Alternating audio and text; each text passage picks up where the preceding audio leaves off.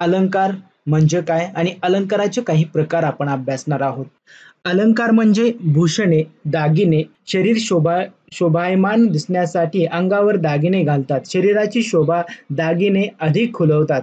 आपली भाषा सुंदर व्हावी म्हणून भाषेतही भूषणांचा, अलंकारांचा उपयोग कवी आणि लेखक करीत असतात. विशेषतः पद्यात अधिक अलंकार शोभून दिसतात. गद्यात सुद्धा अलंकारांनी सुंदर दिसते. मुख सुंदर दिसते किंवा मुख सुंदर आहे किंवा मुख जणू कमलच आहे असे म्हटले तर ते अधिक सुंदर दिसते. यालाच अलंकारिक भाषा असे म्हणतात. लेखक, कवी त्यांच्या लेखनामध्ये अलंकाराचा वापर करून लेखन अधिक प्रभावी आणि सुंदर बनवतात.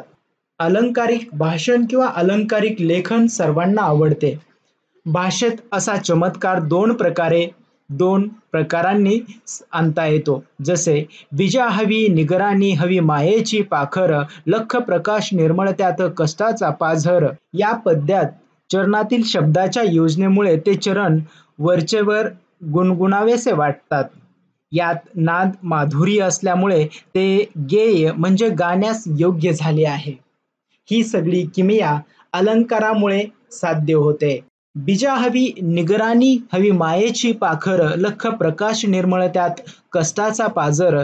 या दोन ओळीचा आपण जर विचार केला तर शब्द चमत्कृती प्रमाणेच या चरणामध्ये अर्थ चमत्कृती सुद्धा आहे.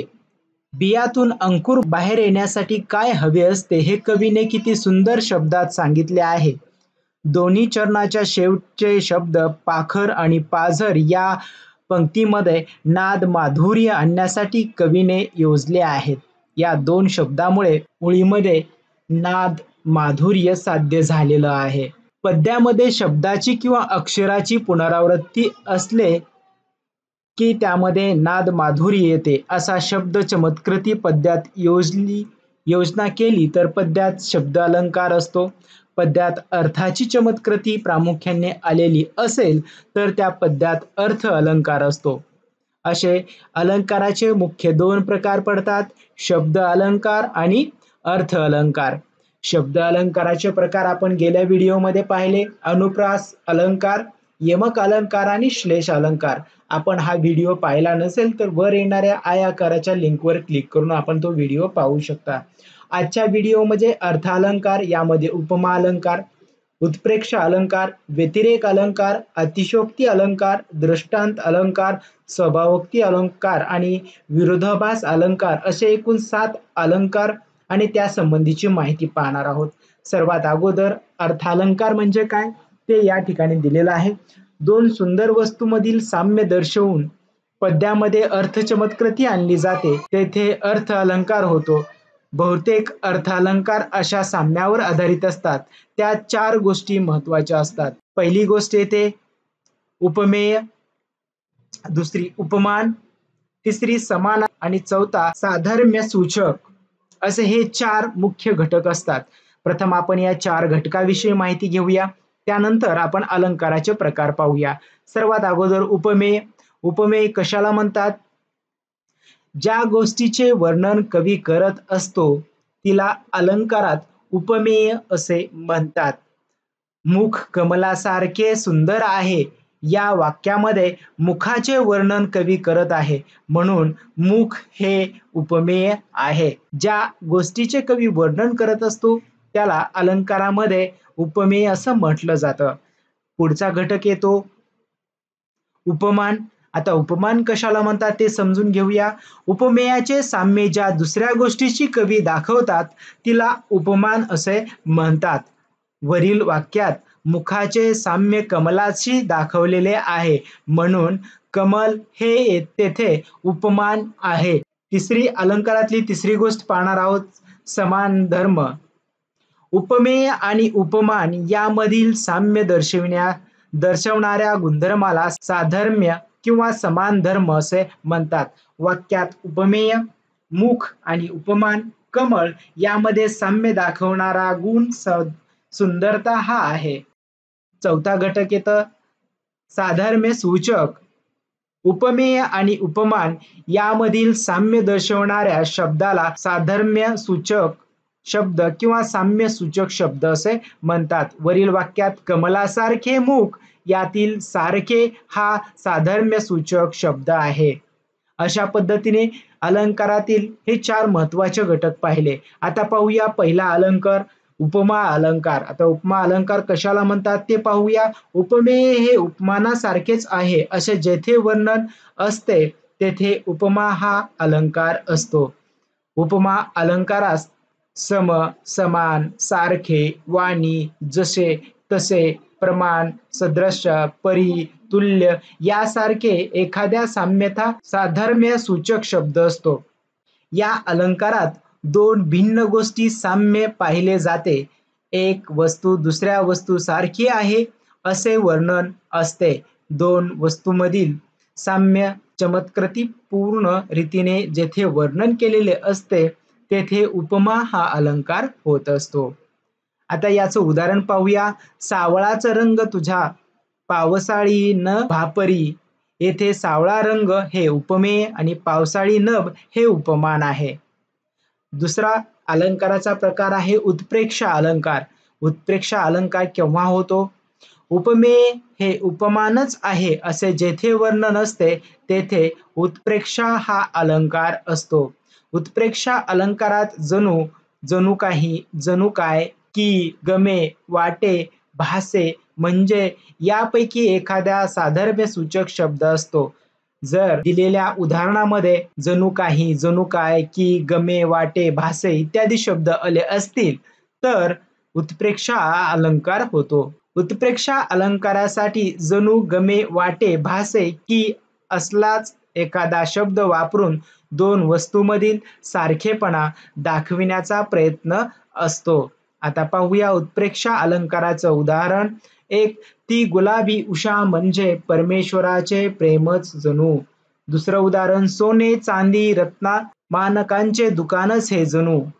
अत्रीच्या आश्रमी नेले मज वाटे, माहेरची वाटे खरे खुरे. अशी ही 4 उत्प्रेक्षाची उदाहरणे आहेत. तिसरा अलंकार आहे व्यतिरेक अलंकार. जेव्हा कोणत्याही काव्यात वा वाक्यात उपमेय हे उपमानापेक्षा श्रेष्ठ दाखविले जाते तेव्हा व्यतिरेक हा अलंकार होतो. या प्रकारच्या अलंकारामध्ये उपमेय हे उपमानापेक्षा सरस असल्याचे वर्णन केलेले असते. उदाहरणार्थ, सावळा ग रामचंद्र, रत्न म्हणजे की झोपतो, त्याला पाहून लाजून चंद्र आभाळी लोपतो. उदाहरण 2, अमृताहुनी गोड नाम तुझे देवा. स्पष्टीकरण प्रस्तुत उदाहरणात परमेश्वराचे नाव हे उपमेय गोडीच्या बाबतीत अमृत या उपमानापेक्षाही वरचढ आहे असं दाखवलेलं आहे, श्रेष्ठ आहे असे वर्णन केलेलं आहे. त्यामुळे इथे व्यतिरेक हा अलंकार झालेला आहे. तू माऊलीहून मयाळ, चंद्राहूनही शीतल, पाण्याहूनही पातळ, कल्लोळ प्रेमाचा हे एक त्याचं दुसरं उदाहरण आहे. अतिशयोक्ती अलंकार. अलंकारात प्रत्यक्षात असणारी कल्पना ही फारच फुगवून सांगितलेली असते तेव्हा अतिशयोक्ती अलंकार होतो. उपमा, उत्प्रेक्षा, रूपक, व्यतिरेक या अलंकारात अतिशयोक्ती असतेच, पण कोणतीही कल्पना आहे त्यापेक्षा फुगवून सांगताना त्यातील असंभाव्यता अधिक स्पष्ट करून सांगितलेली असते तेव्हा हा अलंकार होतो. कोणतीही कल्पना आहे त्यापेक्षा खूप फुगवून सांगताना त्यातील असंभाव्यता अधिक स्पष्ट करून सांगितलेली असते त्यामुळे हा अलंकार होतो. ही एक गोष्ट आपण लक्षात ठेवायची आहे. आता आपण उदाहरण पाहूया. दमडीचे तेल अन्न सासूबाईचं नालं झालं, मामाजींची दाढी झाली, भाऊजींची शेंडी झाली, उरले तेल झाकून ठेवले, लांडोरीचा पाय लागला, वेशीपर्यंत ओघळ गेला, त्यात उंट पोहून गेला. या उदाहरणामध्ये एका दमडीचं तेल आणि त्यापासून घडलेल्या सर्व गोष्टी दिलेल्या आहेत. वरील उदाहरणात एक क्षुल्लक गोष्ट मोठी करून सांगितलेली आहे. दमडीचं तेल आणि त्यामुळे घडलेल्या घटना फुगवून सांगितलेल्या आहेत म्हणून या उदाहरणामध्ये अतिशयोक्ती हा अलंकार होतो. पाचवा अलंकार आहे दृष्टांत अलंकार. हा अलंकार केव्हा होतो? एखादा विषय पटवून सांगताना दाखला म्हणजे उदाहरण देणे, एखादे तत्व, एखादी गोष्ट किंवा कल्पना पटवून देण्यासाठी तसाच एखादा दाखला किंवा उदाहरण दिल्यास दृष्टांत हा अलंकार होत असतो. आपले एखादे तत्व, विचार, कल्पना समजून सांगण्यासाठी कवी उदाहरण किंवा दाखला देत असतो. असा दाखला दिलेला असेल तर त्यावेळी दृष्टांत हा अलंकार होत असतो. आपण उदाहरण पाहूया म्हणजे तुमच्या लक्षात येईल. उदाहरण पहा. लहानपण देगा देवा मुंगी साखरेचा रवा, ऐरावत रत्न थोर त्यासी अंकुशाचा मार. या वरील उदाहरणामध्ये तुकाराम महाराज परमेश्वराकडे लहानपण मागतात.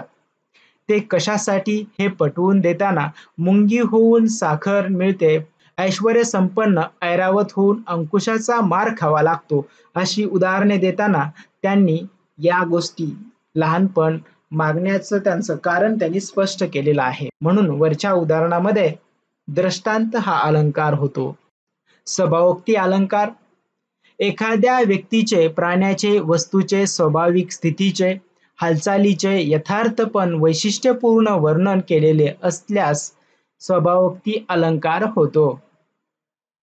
एखाद्या व्यक्तीचे, वस्तूचे, प्राण्याचे त्याच्या स्वाभाविक हालचालीचे यथार्थ वैशिष्ट्यपूर्ण वर्णन कवी आपल्या रचनेमध्ये करत असतो, त्यावेळेस स्वभावोक्ती अलंकार होतो.